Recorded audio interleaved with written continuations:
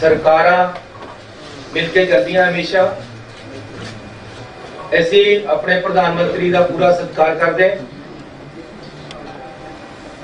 Democratic system है, federal system है,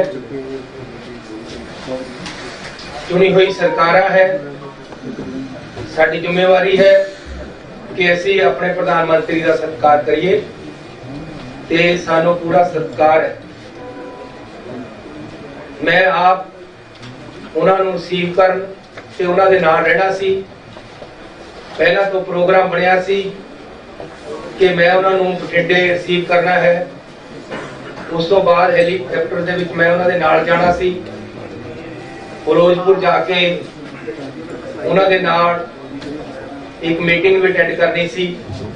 उस तो बाद उन्होंने एक पॉलिटिकल रैली करनी सी। उत्थे साडा जाण दा प्रोग्राम नहीं सी।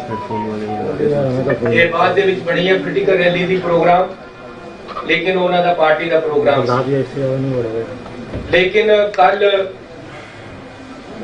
हर किसी नूं जिन्हें भी प्राइम मिनिस्टर साहब नूं दे नेड़े जाना है उन्हां नूं अपना कोरोना टेस्ट कराना पैंदा है।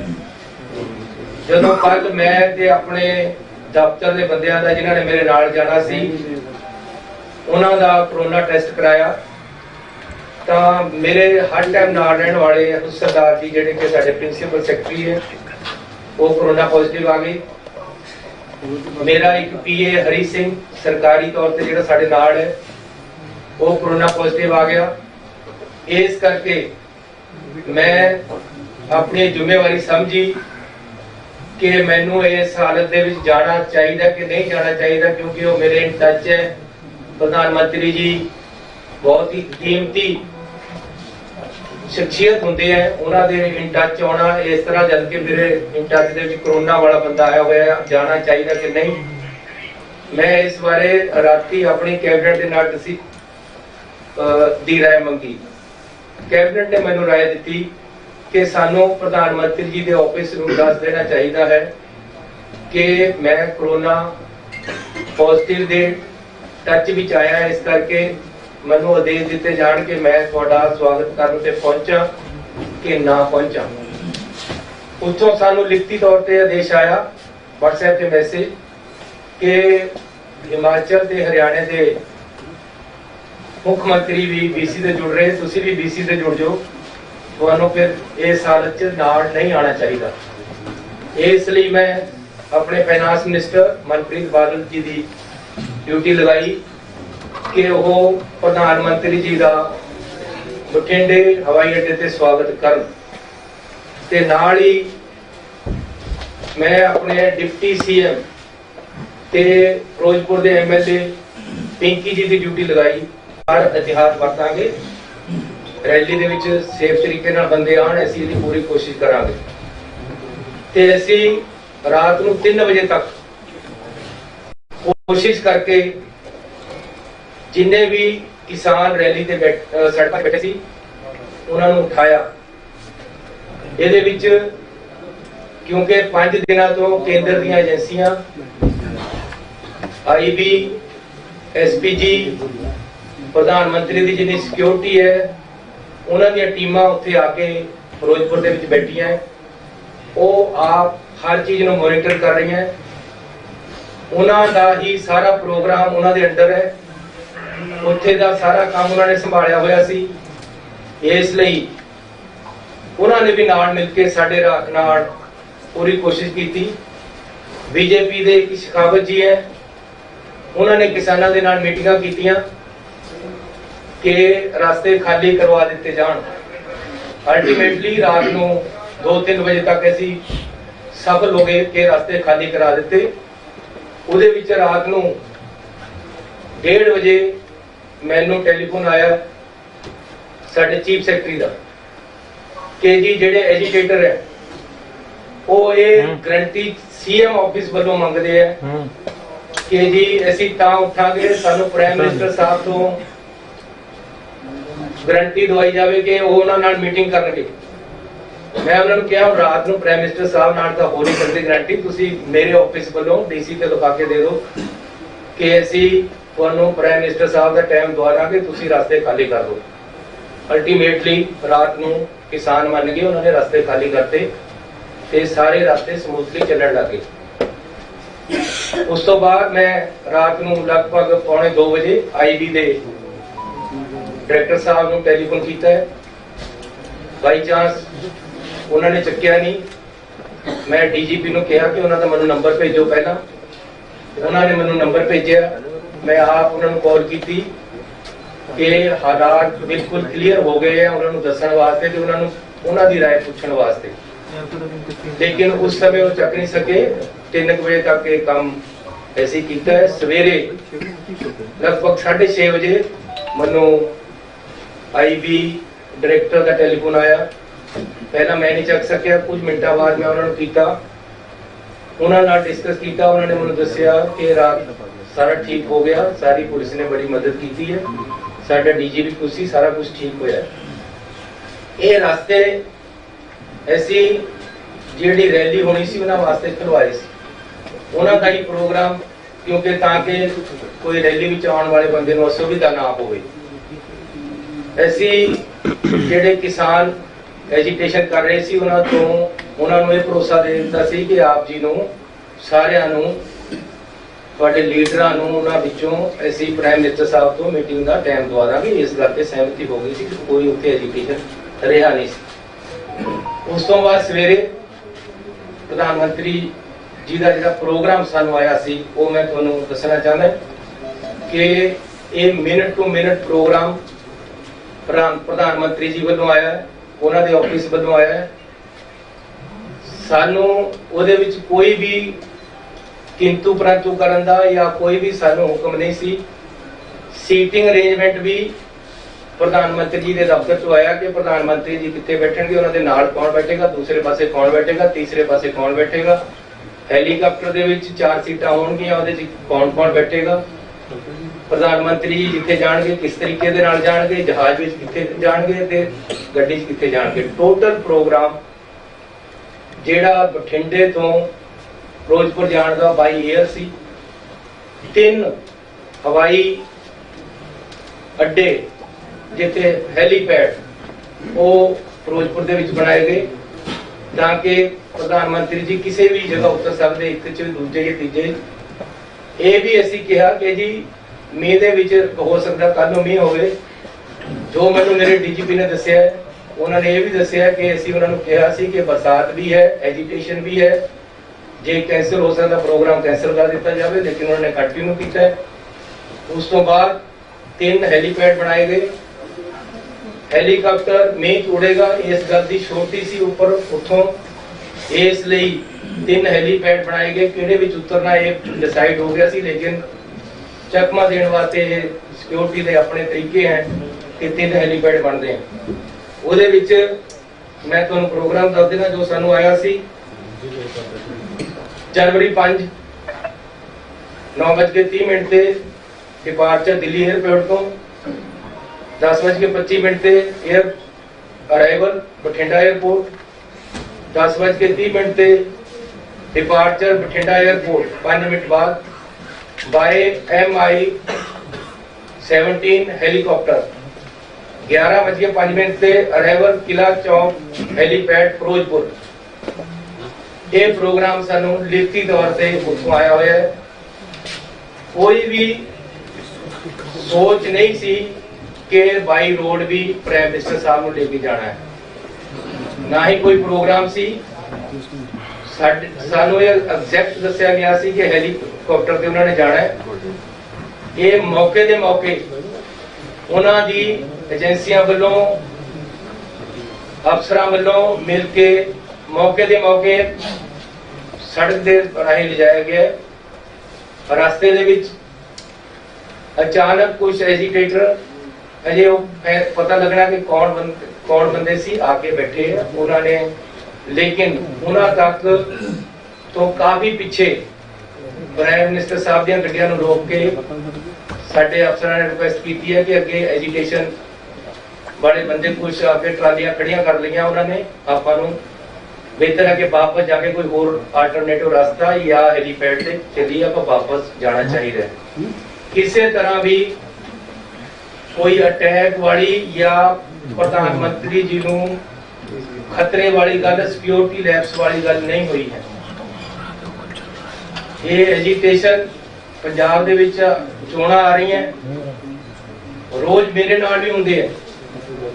हर स्टेट ਦੇ ਵਿੱਚ ਜਦੋਂ ਚੋਣਾਂ ਆਉਂਦੀਆਂ ਡੈਮੋਕ੍ਰੈਟਿਕ ਸਿਸਟਮ ਹੈ, ਕੋਈ ਨਾ ਕੋਈ ਸੜਕ ਤੇ ਆ ਕੇ ਬੈਠ ਜਾਂਦਾ ਹੈ, ਇਹਦੇ ਵਿੱਚ ਹੋ ਜਾਂਦਾ ਹੈ। ਰਾਤ ਵੀ ਮੇਰੇ ਪੁਲਿਸ ਵਾਲਿਆਂ ਨੇ ਮੈਨੂੰ ਕਈ ਵਾਰ ਟੈਲੀਫੋਨ ਕੀਤੇ ਕਿ ਜੇ ਅਸੀਂ ਲਾਠੀ ਚਾਰਜ ਕਰਕੇ ਇਹਨਾਂ ਨੂੰ ਪਾਸੇ ਕਰ ਦਈਏ, ਅਰੈਸਟ ਕਰ ਲਈਏ। ਮੈਂ ਕਿਹਾ ਨਹੀਂ, ਨੈਗੋਸ਼ੀਏਟ ਕਰਕੇ ਮਨਾਓ, ਇਹ ਇਹਨਾਂ ਨੂੰ ਮਨਾਓ ਕਿਸੇ ਤਰ੍ਹਾਂ ਵੀ। ਅਲਟੀਮੇਟਲੀ ਅਸੀਂ ਰਾਤ ਵੀ ਕਾਮਯਾਬ ਹੋਏ ਆ ਉਹਨਾਂ ਨੂੰ ਪਾਸੇ ਕਰਨ ਦੇ ਵਿੱਚ ਔਰ ਮਨਾਉਣ ਦੇ ਵਿੱਚ। ਇਹਦੇ ਵਿੱਚ ਖਤਰੇ ਵਾਲੀ ਕੋਈ ਗੱਲ ਨਹੀਂ ਹੋਈ। प्रधानमंत्री जी से कोई हमला नहीं होया, ना ही ऐसा दी कोई सोच हुई है। पहला भी किसान एजिटेशन दिल्ली दे विच 1 साल ਚੱਲਿਆ, ਉੱਥੇ ਵੀ किसान बैठे रहे ਉਹਨਾਂ ਦੀਆਂ ਵੀ ਕੁਝ ਮੰਗਾਂ ਸੀ ਜਿਹੜੀਆਂ ਸਾਲ ਬਾਅਦ ਮੰਨ ਹੋਈਆਂ ਤੇ ਉਹਨਾਂ ਨੇ ਪੀਸਫੁਲੀ ਉੱਥੋਂ ਕਰਨਾ ਚੱਕ ਲਿਆ। ਅੱਜ ਵੀ ਜੇ ਕੋਈ ਪੀਸਫੁਲ ਪ੍ਰੋਟੈਸਟ ਰਾਸਤੇ ਦੇ ਵਿੱਚ ਕਰਨ ਆ ਗਿਆ ਤਾਂ ਇਹਦੇ ਇਸ ਨੂੰ ਪ੍ਰਧਾਨ ਮੰਤਰੀ ਦੀ ਸਿਕਿਉਰਿਟੀ ਦੇ ਨਾਲ ਜਾਂ ਉਹਨਾਂ ਨੂੰ ਕੋਈ ਖਤਰੇ ਦੇ ਨਾਲ ਨਹੀਂ ਜੋੜਿਆ ਜਾਣਾ ਚਾਹੀਦਾ। ये बिल्कुल गलत है कि प्रधानमंत्री जी जब पंजाब में आए तो उनकी सिक्योरिटी लैब्स दिखाकर उनको खतरे के साथ को जोड़ा जा रहा है। ये राजनीति इसमें नहीं होनी चाहिए। We have every respect for our prime minister. कोई भी ऐसी बात नहीं हुई कि उनकी शान में या उनकी सिक्योरिटी को कोई खतरा हुआ हो। पंजाब सरकार, पंजाब पुलिस इसमें सक्षम है। ये इस कारण हुआ कि हेलीपैड से हेलीकॉप्टर पे जाना था, अचानक प्रोग्राम सड़क पे जाने का बनाया गया, जो कि प्रोग्राम में नहीं था, पहले से नहीं था। फिर भी आगे एजिटेटर बैठे हैं, पीछे काफी पीछे गाड़ियां रोककर बता दिया गया कि आगे एजिटेशन वाले एकदम सड़क पे आकर बैठ गए। अब सड़क पे एकदम कोई ट्राली लगाकर बैठ जाए, उसको हटाने में 10, 15, 20 मिनट, आधा घंटा लग जाता है। इसलिए सेफ साइड के लिए प्रधानमंत्री जी को बोला गया कि आप पीछे आ जाएं, हम अदर रूट या बाई हेलीपैड आपको ले चलते हैं। लेकिन उन्होंने वापस जाने का फैसला किया।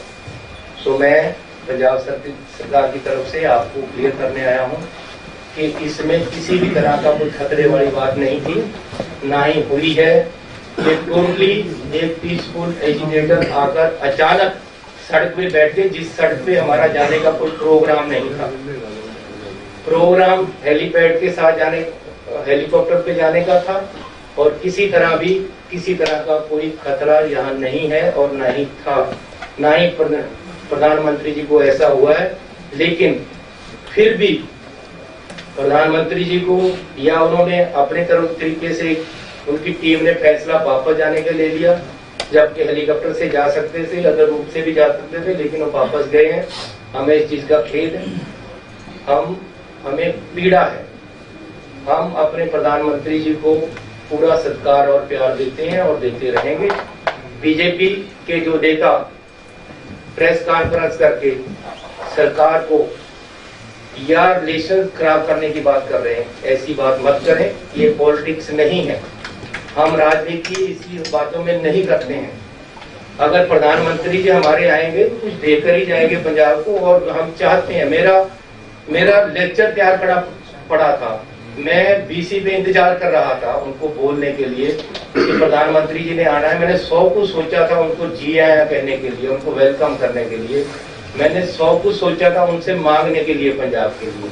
हमारी ऐसी सोच नहीं है। अगर ये कोई बीजेपी का नेता अगर ऐसी बात करता है, ये राजनीति है, राजनीति मत करें।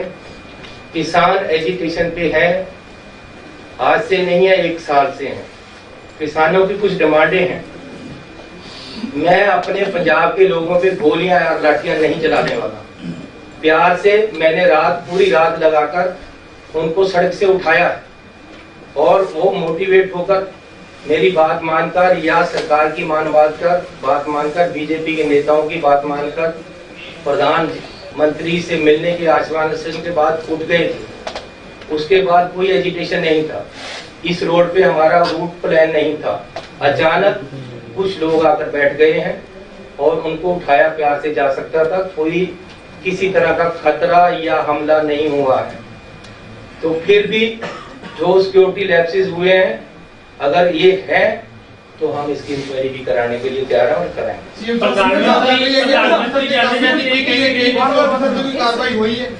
कोई ऐसी कार्रवाई नहीं हुई है, क्योंकि अजे तक कोई ऐसा गल नहीं है, किसी तरह का प्रधानमंत्री जी पे कोई खतरा नहीं सी। इस नूं तरोड़ मरोड़ के गल नूं होर पासे लिजाण की कोशिश किसी पार्टी वालों नहीं करनी चाहिए, ना ही कोई इदां दी गल है। We have every respect for I am here. प्यार से पूछो, एक का जवाब। बीजेपी के लीडर का कर ही रहे ने, बट थोड़े जिहड़े साबका मुख्य मंत्री है कैप्टन अमरिंदर सिंह, वो भी कह रहे हैं कि बहुत बड़ी लैप्स हुई है कि अज ही जिहड़ा राष्ट्रपति राज लगा देना चाहिए। देखो आज नहीं तो 4 दिन लगना ही है सानू इस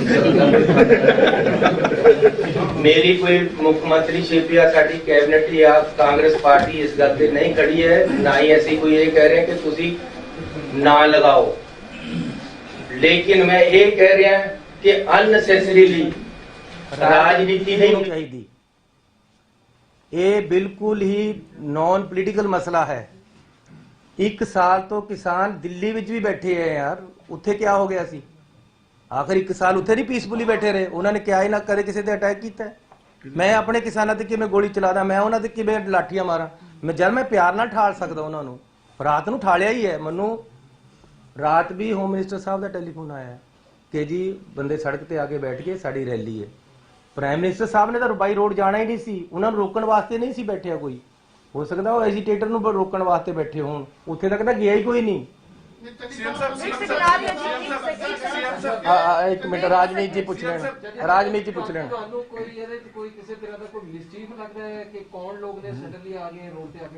यार कोई ऐसी गल नहीं है, किसानां दीयां डिमांडां अजे कुछ खड़ियां हैं, इस करके वो रात मैनू अज तो 15 दिन पहला होम मिनिस्टर साहब का टैलीफोन आया, चन्नी जी वो लोग किसान रेलवे लाइन को रोककर बैठे हैं, आप उनको हटाओ, जम्मू कश्मीर और यहाँ कोयले आने की प्रॉब्लम है। ऐसे उन्होंने उठाया है, हमने उनको उठाया है, उनसे बातचीत करके यहाँ मैंने खुद बुलाकर मीटिंग की और उनको प्रेरित किया कि भाई नहीं, किसानों का भी नुकसान हो रहा है, देश का नुकसान हो रहा है, आगे भी कोयला जाना है, आप उठो, आप डिमांड बताओ। मैंने उनकी डिमांडें मानी है।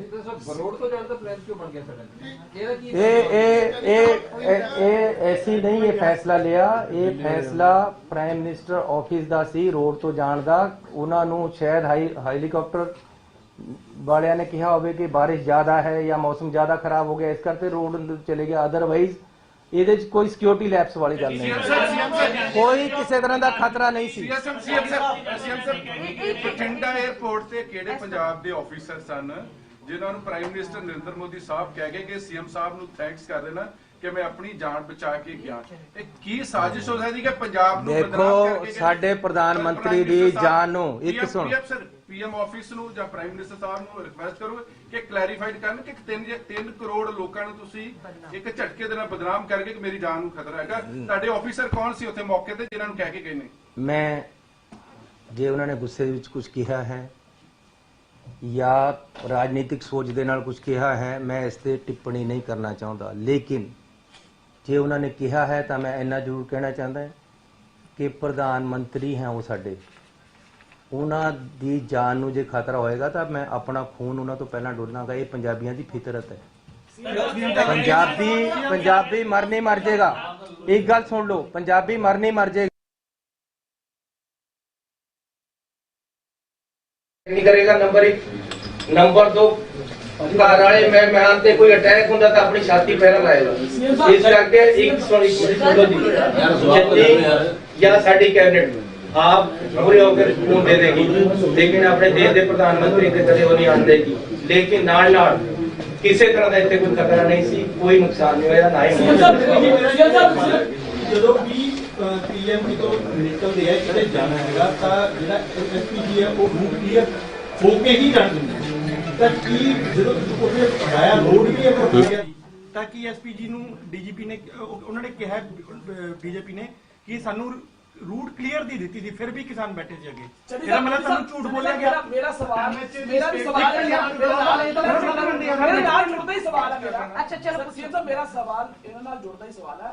मैं ये पूछना चाह रहा हूँ कि जब इतना हाईली वीवीआईपी स्टेट में आता है तो अगर उन्होंने बाय एयर जाना जैसे कि आप कह रहे हैं, उसके बाद भी एक रोड का अल्टरनेटिव रूट रखा जाता है। देखो गल ये है कि साडा तां उत्थे कंट्रोल ही इन्ना नहीं सी। मेन कंट्रोल एसपीजी आईबी उत्थे कर रही सी।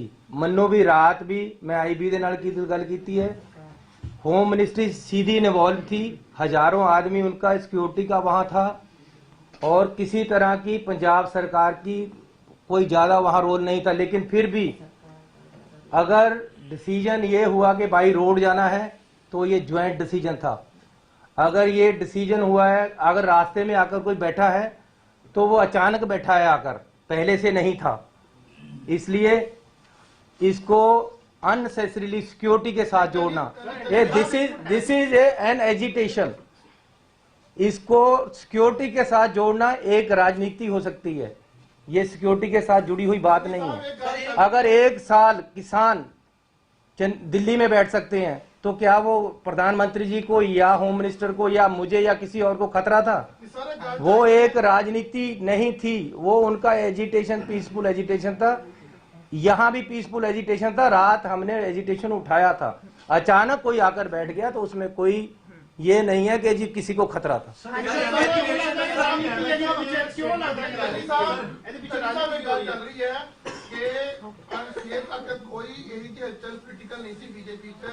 अचानक जो गैदरिंग देखते हुए या गैदरिंग नहीं हुई और अचानक एक जड़ी चीजा देखने तो बाद बीजेपी ਨੂੰ ਕੀਤਾ ਗਿਆ ਅਕਸਰ ਇਹ ਆਰੋਪ ਜਿਹੜੇ ਲਗਾਏ ਜਾ ਰਹੇ ਨੇ। ਤੁਹਾਡੇ ਲੀਡਰ ਹੀ ਬੋਲੇ ਤਾਂ ਉਹਨਾਂ 'ਚ ਵੀ ਕਿਤੇ ਨਾ ਕਿਤੇ ਹੈਗੀ ਸੁਦੂਬਾਨ। ਕੀ ਇਹ ਜੀ ਗੱਲ ਤੁਹਾਡੇ ਕੰਨ ਤੱਕ ਪਹੁੰਚੀ ਹੈ ਕਿ ਵੀ ਜਿਹੜਾ ਇੱਕ ਅਚਾਨਕ ਜਿਹੜਾ ਕਿ ਰਾਸ਼ ਨੂੰ ਦੇਖਦੇ ਹੋਏ ਜਾਂ ਭੀੜ ਨਾ ਹੁੰਦੇ ਹੋਏ ਇੱਕ ਮੋਦੀ ਨੇ ਆਪਣਾ ਇੱਕ ਚੁਣਾਵੀ ਰੈਲੀ ਨੂੰ ਕਾਮਯਾਬ ਬਣਾਉਣ ਦੇ ਵੇਖਦੇ ਉਹਨੇ ਇਦਾਂ ਸਟੰਟ ਜਾਂ ਤੁਹਾਨੂੰ ਇਹ ਲੱਗਾ ਜਾਂ ਹੋਇਆ? देखो रात यहाँ कैबिनेट मीटिंग थी, लगभग 9:30 बजे मैं यहाँ से निकला। मेरे घर से पहले एकदम 25-50 आदमी मेरी गाड़ी के आगे बैठ गए। मैंने ड्राइवर को बोला अभी पीछे लो गाड़ी पीछे घुमाई, हम दूसरे रास्ते से घर अपने चले गए। अब मैं ये अगर रात को वही FIR कर देता कि जी ये तो मेरी जान पे पड़े थे, वो जान पे थोड़े पड़े थे यार, उनकी कोई प्रॉब्लम है, वो अनएम्प्लॉयड यूथ था या ETT टीचर थे जो जिनकी नौकरी नहीं लग रही थी या उनकी नौकरी में कोई प्रॉब्लम थी। ऐसे ही एक किसान कोई अत्यावादी नहीं थे, कोई गलत आदमी नहीं थे। ये हो सकता है कोई उनका अपनी प्रॉब्लम हो, इसमें इसको सिक्योरिटी के साथ जोड़ना गलत है। मैं कह रहा हूं कि क्यों पॉलिटिक्स कर रही है।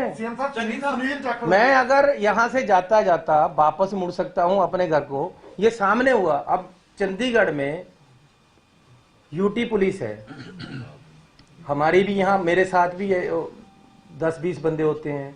मैं कहूँ जी मुझे चंडीगढ़ वालों ने अटैक करवा दिया रात, ये कोई बात बनती है? सीएम साहब सुनील जाखड़ ने कह रहे हैं कि जो कुछ होया अनएक्सेप्टेबल है कि पीएम ਦੇ ਕਾਫਲੇ ਨੂੰ सेफ पैसेज इंश्योर किया जाना चाहिए ਸੀ। देखो मैंने तो खुद कहा जी, मुझे खेद है, ये नहीं होना चाहिए था, मैंने कहा है। अब चंडीगढ़ जांच कौन कर रहे हो? जांच करने को ADGP और तय होने ऐसी बंदे लगावांगे। मुख्यमंत्री से बात हुई, उन्होंने कहा भाई चन्नी साहब को मुख्यमंत्री रहने का कोई अधिकार नहीं है, मैं राष्ट्रपति से बात करूंगा सरकार को बर्खास्त करने की। अरे रात मुझे मुख्यमंत्री के हरियाणा के मुख्यमंत्री के घर के सामने वो रोका था। बीजेपी के लोग सुनो, रात मुझे मुख्यमंत्री हरियाणा के घर के आगे 50 आदमियों 25-30 आदमियों ने एकदम रोक लिया, आगे आकर बैठ गए। तो अब मैं कहूं कि हरियाणा का मुख्यमंत्री रिजाइन कर दे? अरे यूटी यहाँ पुलिस है, मुझे रात रोका है, मैं गाड़ी वापस लेकर दूसरे रास्ते किया, मैं अब कहूं कि यहाँ अमित शाह जी रिजाइन कर दें? किस बात का भाई? अरे ये पहली बात ये है कि this is a political agitation, इसमें सिक्योरिटी लैप्सेस वाली बात नहीं है, खतरे की कोई बात नहीं है।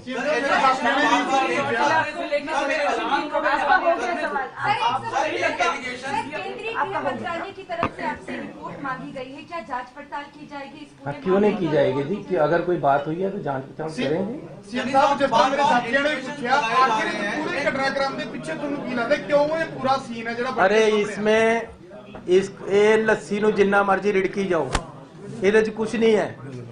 ਗੱਲ ਸਿਰਫ ਇੰਨੀ ਹੈ ਕਿ ਪ੍ਰਧਾਨ ਮੰਤਰੀ ਜੀ ਆ ਰਹੇ, ਉਹਨਾਂ ਨੇ ਉੱਥੇ ਰੈਲੀ ਕਰਨੀ ਸੀ, ਕਿਸਾਨਾਂ ਨੇ रैली ਨੂੰ रोकने वास्ते आले दाले बंदे लगा दिए। एक मिनट यार, इतनी मैं जाऊंगा नहीं कहीं। हमने उन बंदे को उठा दिया, सबको रात को उनको मना लिया, यार ना करो ऐसे। अब 70,000 कुर्सी लगी हुई, 700 बंदा वहां पहुंचा, मैं क्या करूं यार? सीएम साहब प्रधानमंत्री जी ने सर एक चीज बड़ी स्पेसिफिक एमएचए ने इलेक्शन अपनी स्टेटमेंट किया है कि necessary ਜਿਹੜੀ clearance है it was taken from DGP Punjab when it was decided to travel by road।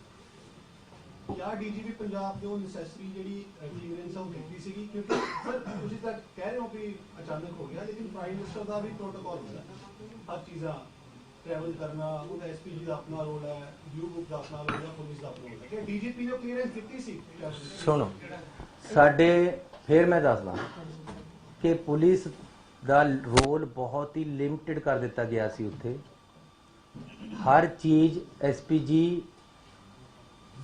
IB, ਕੇਂਦਰੀ ਏਜੰਸੀਆਂ ਡਿਸਾਈਡ ਕਰ ਰਹੀਆਂ ਸੀ ਉੱਥੇ, ਤੇ ਨਾਲ ਨਾਲ ਇੱਥੇ ਤੱਕ ਕਿ ਸੀਟਿੰਗ ਅਰੇਂਜਮੈਂਟ ਵੀ मेरे पास चिट्ठियां मैं तुम्हें जारी करांगा, दे दिंदा हुणे। सीटिंग अरेंजमेंट भी सीएम कित्थे बैठेगा, कौन कित्थे बैठेगा, उन्होंने डिसाइड किया है। रैली का वेन्यू उन्होंने डिसाइड किया, जिथे सानू जाण दी आग्या नहीं सी, दूसरे पासे भी उन्होंने डिसाइड किया है। हैलीकाप्टर च कौन बैठेगा, कौन नहीं बैठेगा, ये भी उन्होंने डिसाइड किया है।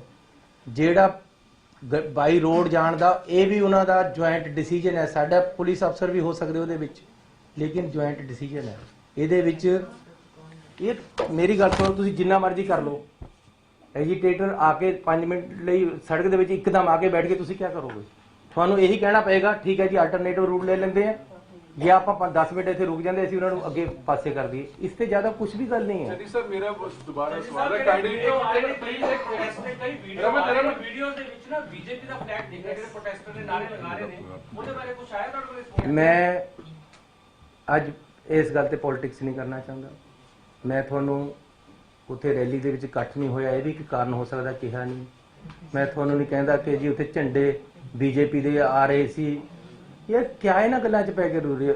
ਅਲਟੀਮੇਟਲੀ ਗੱਲ ਇਹ ਹੈ ਕਿ ਇਹ ਇੱਕ ਐਜੀਟੇਸ਼ਨ ਸੀਗਾ, ਐਜੀਟੇਸ਼ਨ ਵਾਲੇ ਅੱਗੇ ਰੁਕੇ ਹੋਏ ਸੀ और पीएम साहब को पीछे रोककर बता दिया गया आगे एजिटेशन वाले आ गए हैं, हमें रूट चेंज करना पड़ेगा। सीएम साहब, उन्होंने वापस जाने का इरादा कर दिया, ये उनका इरादा है, हम नहीं रोक सकते। सीएम साहब मेरा फिर सवाल है, सिक्योरिटी ब्रीच अजकल फैशन हो चुका है, तुसी भी कई बार तोड़ के बच्चे चले जाते, प्राइम मिनिस्टर साहब ने कई बार आप तोड़ी है। मेरा कंसर्न ये है कि प्राइम मिनिस्टर ਜਿਹੜਾ ਪੰਜਾਬੀਆਂ ਨੂੰ डिफेम करके गए ने, उन्होंने मायने की है ने। सिक्योरिटी ब्रीच साडे इंडियन पॉलिटिशियन खुद तोड़ दिंदे है ने, तुसी भी कई बार तोड़ी है, प्राइम मिनिस्टर साहब ने कभी तोड़ी है, ਜਿਹੜਾ ਆਫੀਸਰ ਹੈ ਉਹ ਸਸਪੈਂਡ ਹੋ ਜਾਂਦਾ।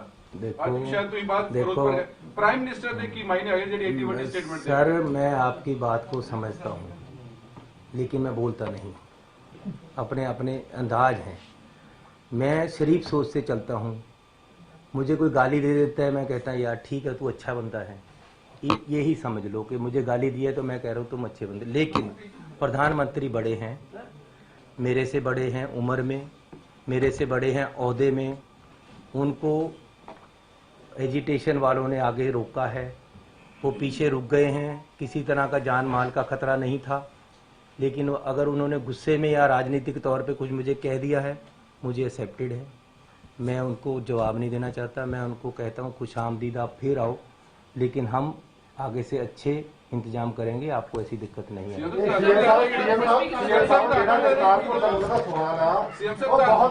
ਬਹੁਤ ਵੱਡਾ ਮੈਨੇ ਰੱਖਦਾ ਜਿਹੜੇ ਭੁੱਲਰ ਸਾਹਿਬ ਬਾਰ-ਬਾਰ ਸਵਾਲ ਖੜੇ ਕਰ ਰਹੇ ਨੇ। ਤੁਸੀਂ ਕਿਹਾ ਕਿ 1 ਸਾਲ ਕਿਸਾਨ ਉੱਥੇ ਬੈਠੇ, ਪ੍ਰਧਾਨ ਮੰਤਰੀ ਨੇ ਸਮੁੱਚੇ ਪੰਜਾਬੀਆਂ ਦੀ ਜਿਹੜੀ ਐਡੀ ਵੱਡੀ ਗੱਲ ਕਹਿ ਕੇ ਗਏ ਆ ਵੀ ਸ਼ੁਕਰ ਆ ਮੈਂ ਉੱਥੇ ਜਿੰਦਾ ਆ ਗਿਆ, ਇਹ ਬਹੁਤ ਵੱਡੀ ਗੱਲ ਆ। अरे मैं कह रहा हूँ भाई साहब, कह रहा हूँ मैं ਪੰਜਾਬੀਆਂ ਨੂੰ ਪਹਿਲਾਂ ਅੱਤਵਾਦੀ ਦੱਸਿਆ ਗਿਆ, ਖਾਲਿਸਤਾਨੀ ਦੱਸਿਆ ਗਿਆ, मतलब की नहीं उत्थे दस्या जो किसान अंदोलन देखिए मेरी बात सुनो। इस करके आज फिर प्रधानमंत्री ने एक 3 करोड़ पंजाबियों की बेइज्जती करके गए ने। इस करके बार-बार जगतार भुल्लर साहब ये गल कह रहे हैं कि तुसीं जेहड़े मैंने की है ਉਹਦੇ बारे दसो। मेरी बात सुनो, मैं इसके मैंने नहीं निकालना चाहता, मुझे पता है मैंने क्या है, लेकिन निकालना नहीं चाहता। मैं एक जिम्मेवार पोस्ट पे हूँ। मैं होम मिनिस्टर साहब से मिलने गया था, एक ही बार मिलने गया हूँ। मैंने उनको हाथ जोड़कर एक बात कही थी, मैं ये कसम खा के कह सकता हूँ, जो मैं क्या बता रहा हूँ वो सच है कि होम मिनिस्टर साहब मैं हाथ जोड़कर कहता हूँ, चुनाव आने वाले हैं, कोई मुख्यमंत्री बने, कोई पार्टी जीते, मुझे इससे मतलब नहीं है। ये मैंने कहा था, फिर रिपीट कर रहा हूँ कि होम मिनिस्टर साहब मैं हाथ जोड़कर कहता हूँ कि चुनाव आ रहे हैं, कोई मुख्यमंत्री बने, कोई पार्टी जीते, इससे मतलब नहीं है। लेकिन एक कृपा करना, एक मैं आपसे रिक्वेस्ट करता हूं कि पंजाब में सद्भावना, आपसी प्यार बना रहे। पंजाब में किसी तरीके से कोई भी गड़बड़ ना हो इलेक्शन में, इसका जरूर ध्यान रखना। ये मैं उनको रिक्वेस्ट करके आया था।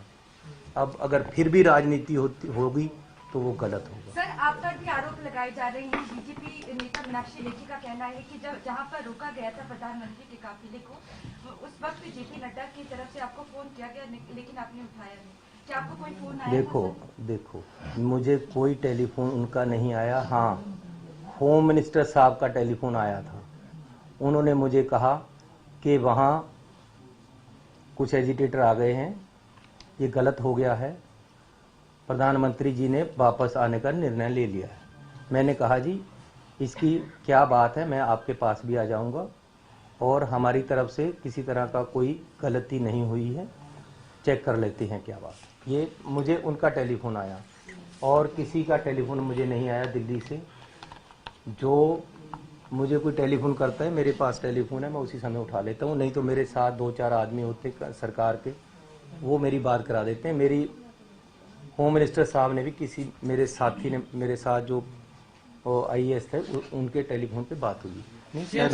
गृह मंत्रालय ने कोई एसएसपी द्वारा कोई कार्रवाई की है? कादी जी, केंद्रीय गृह मंत्रालय वालों पता लग गया भी ਤੁਹਾਡੇ ਜਿਹੜੇ ਅਫਸਰ ਦੇ ਖਿਲਾਫ ਕੋਈ ਕਾਰਵਾਈ नहीं ऐसी कोई गल नहीं है। So thank you very much जी। यार हुण आ गल निबेड़ लईए। बहुत धन्नवाद ਤੁਹਾਡਾ ਸਾਰਿਆਂ ਦਾ।